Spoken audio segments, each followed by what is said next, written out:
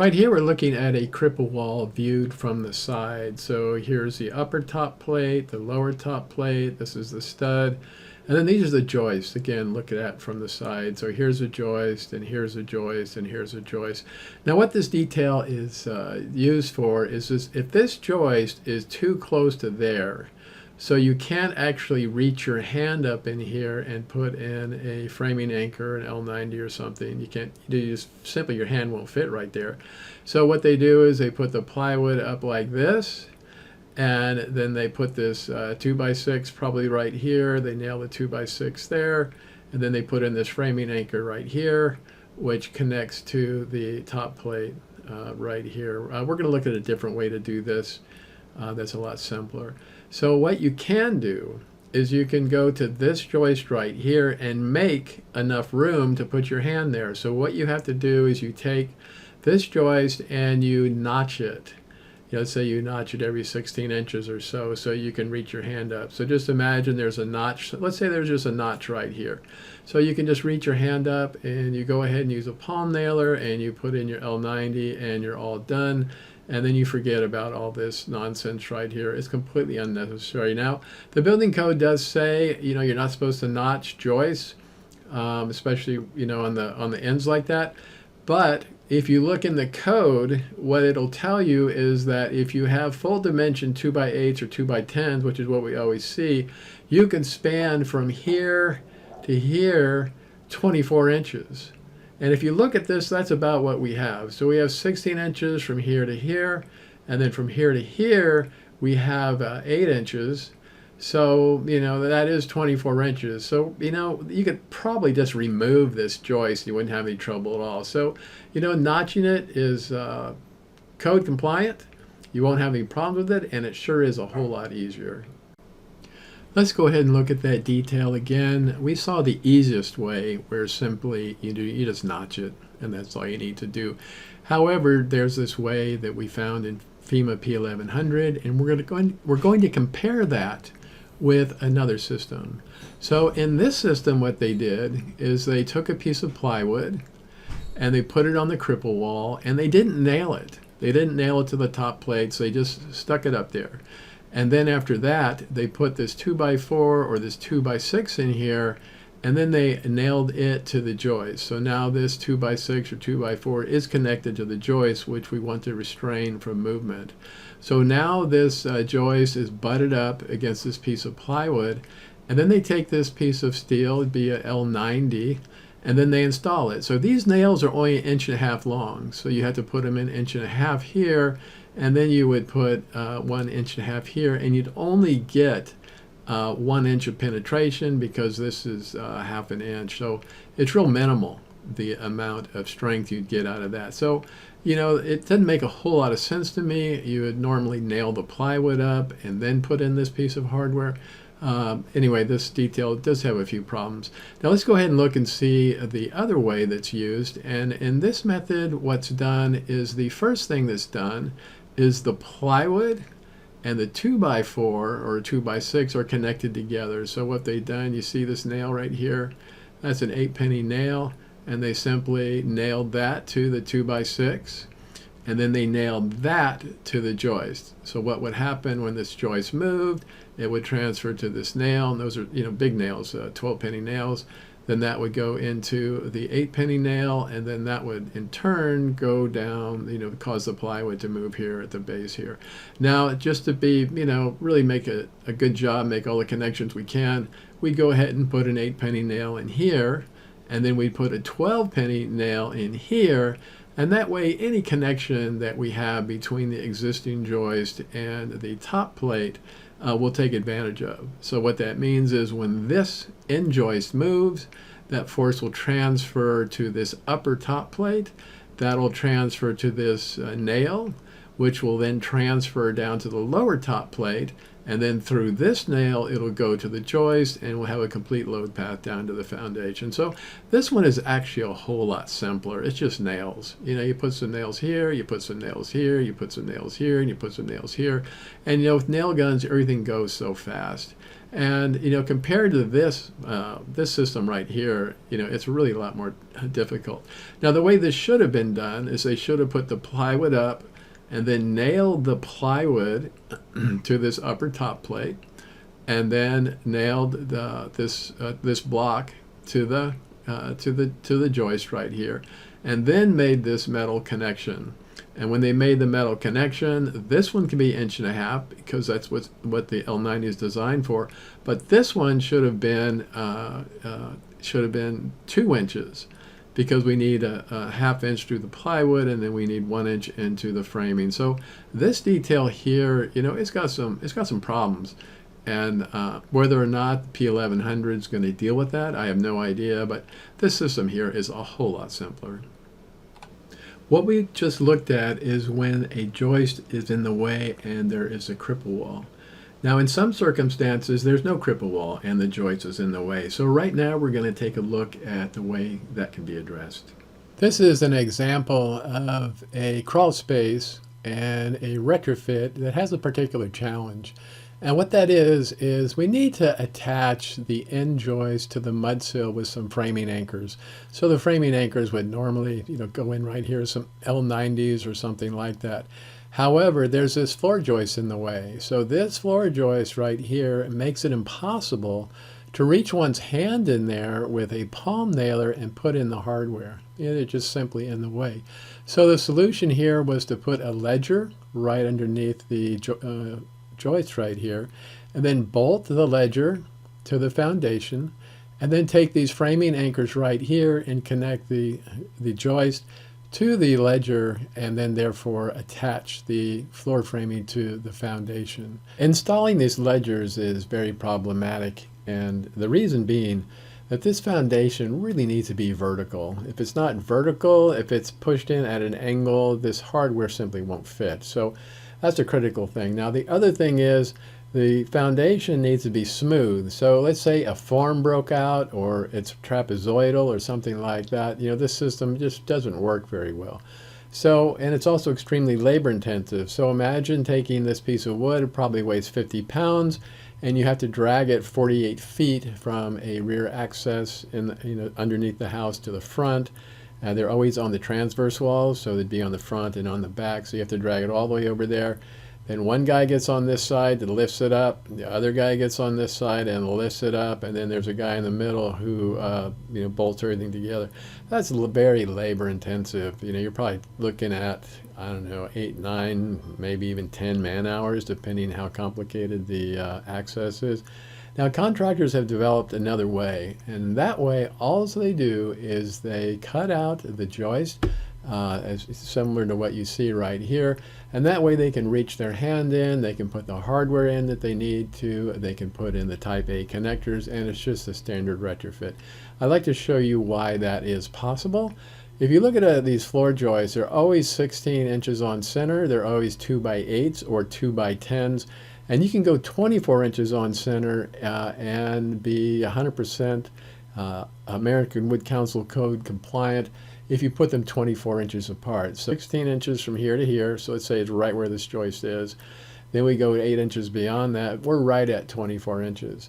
Now the problem happens when there's a joist comes right here, then it comes over here, and then you've got maybe 3 or 4 inches between the face of the foundation and the side of the joist, and then that's when it's hard to get your hand in there. So if you cut this out, that's still going to be fine, because if you cut this out, you maybe cut out 4 inches maximum, you're going to have 11 feet 4 inches of 2x4 supporting the floor. And in addition, you'll have this joist right here. So you have this joist with a hole in it, and you are allowed a span of 24 inches. So with the 24 inches on center holding it up, the center joist holding it up, you're in pretty good shape at that point. Now the other thing is this old lumber is 2 inches by 8 inches, and that's considerably more volume of wood, and therefore you get a whole lot more support. And right now I'm going to show you how that works out. Right now I would like to look at the impact of wood volume on this retrofit. This is the floor joist. So this is a girder, goes down the center of the house. These are floor joists. They're 16 inches on center. We always find 16 inches on center, either 2x8s or 2x12s. Now sometimes in your 2 stories there won't be a center one here, there will be a center one here, and then there'll be an intermediate one here, and then an intermediate one here. So these are, you know, the spans, they're not overspan, that's for sure. So if we go with these 16 inches on center, 16 inches on center, and then we come over here to the end of the foundation, we're probably at about 28 maximum between this joist and this at the end joist, assuming, you know, this joist ended up, you know, where it's in the way. So if we could remove that joist entirely, that would mean if we cut holes in it, we can notch it, we do anything we want. If we could cut holes in it and still be 100% code compliant, we'd be in good shape. So if you look at nominal wood, and it's a 2x8, 11 feet 4 inches, which is what the span is, and then you do the math, you know, 1.5 inches is 7 1/4, you get 1,479 cubic inches. So that's the volume of a nominal 2x8. Now if we come over and we do the rough 2x8, which is what these houses are made out of, we end up with 2,176 cubic inches. Now that's about a 33% increase. So if you just interpolate, you should be able to have the joists, you know, maybe 28 inches apart, and still be code compliant. So we can go from 24 to 28 because the wood is such high quality, and that way we can notch it, we can put holes in it, we can do whatever we need to do in order to install the hardware that we need to install for a seismic retrofit. Say a little bit about how these old houses are made. This floor joist, in fact all the floor joists, in fact all the wood in a house, all the frame material, that's all select structural. That's the highest quality wood you can get. So it's very strong, very straight, what we would call clear, and it's just fabulous wood. And these are all 2x8s or 2x10s, select structural. So this wood really has amazing qualities, and it's really top-notch stuff. You can't even split it if you try to. So that's what this is made out of. Right here you see an example of some, on the left-hand side you see wood, like the old style wood, the select structural redwood. And you can see how the growth rings are. You know, you can barely tell, you know, how close the rings are because they're just so close. And we've actually had times where we had to take a magnifying glass just so we could count the rings. So it's pretty amazing. Now the stuff on the right, that is from a tree farm.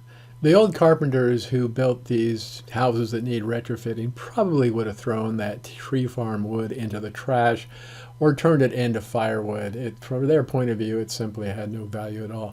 These old houses are made out of the select structural wood, the whole thing, the floor joists, the walls, the roof framing, all the framing is made out of that. That's pretty much all they had. They didn't have, you know, tree farms like what you see here. We get 8 growth rings total in a 2x4. You know, here you probably see 15, 20, maybe 30 rings in a full dimension 2x4. So the wood that was used back then is very, very different. Practically a different species of wood. It doesn't split, it does amazing things. In fact, right now I want to show you a sample of some nailing where I nailed some 10-penny nails straight down a single grain, and there was absolutely no splitting.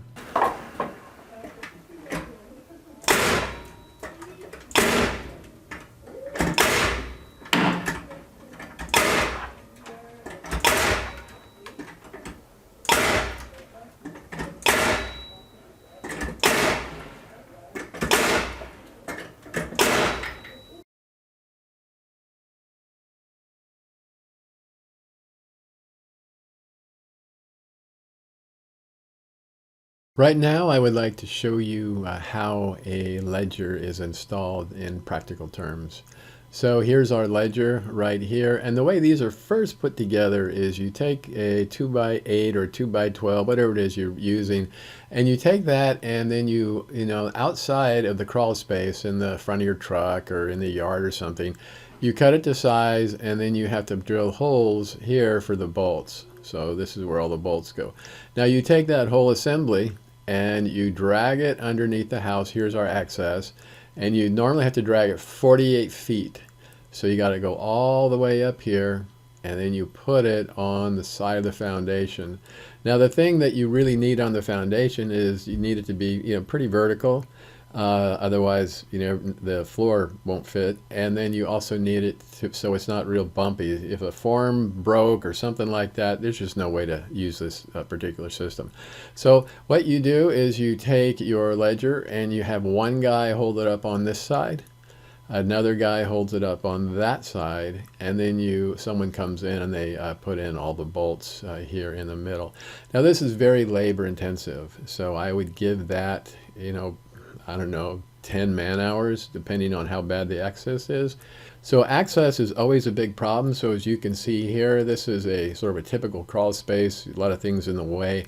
And if you can imagine, this usually weighs about 50 pounds. You got to get two guys, laying on their stomachs, crawling, and they have to drag that whole piece of wood to the front of the house. And then, like I said, two guys have to hold it up, another guy has to put in the bolts. So putting these in is not simple. And contractors avoid putting these in as much as possible. Here's some photographs of ledgers that have been bolted to the side of the foundations. I'd like for you to notice that the foundation wall is vertical. If it's not vertical, then these things go in at an angle and they just don't fit like they're supposed to. So here, this one here is vertical, and then we come up here, and you can just imagine if this was not completely vertical, when you put this in, this ledger right here, when you bolted it, that hardware right there would be at an angle and it wouldn't work properly. So in this assembly right here, you have to have the foundation has to be flat and it has to be vertical. Now it gets pretty time consuming when you have to make one of these. This is a diaphragm on top of a wood member. And for these, we have to put this on there, outside in front of our truck or something. So we nail this whole piece of plywood there. Then we attach it to the ledger right here.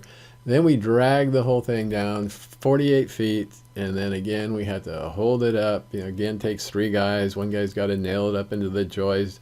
Other guys got to hold each end, and then they bolt it. So it takes quite a while. The last time I quoted was 10 hours, 10 man hours. It's probably a little bit less than that, but not much. And so again, when contractors can avoid doing this, they always try to. And there is a method, as I mentioned previously, wherein you don't have to use a ledger. I showed this to a wood scientist, a PhD guy with Simpson Strong-Tie, and asked him, to take a look at it and make sure it was code compliant, etc. And when he looked at it, he said, you know what, you're really pushing the code on this one. And what he said was that this joist right here, that actually could deflect a little bit, that it might deflect maybe 1 inch over 20 years if there's a piano on top of it. That's called a dead load. And so there's this hypothetical weight that that's what the code uses, the hypothetical weight that goes on this joist, and over 20 years it's gonna bow a little bit, and therefore he said that this was not code approved and it should not be considered for as a viable retrofit technique. So from my point of view, if you're going to save a client $1,500 by cutting out the joist like I showed you, and if it's not going to compromise the floor to any real extent, I mean, who cares if it bows after 20 years, and the probability of that actually happening is really small in the real world. This is all in engineers' heads. So I think if you look at public safety and you look at affordability, this is a very viable way to do that.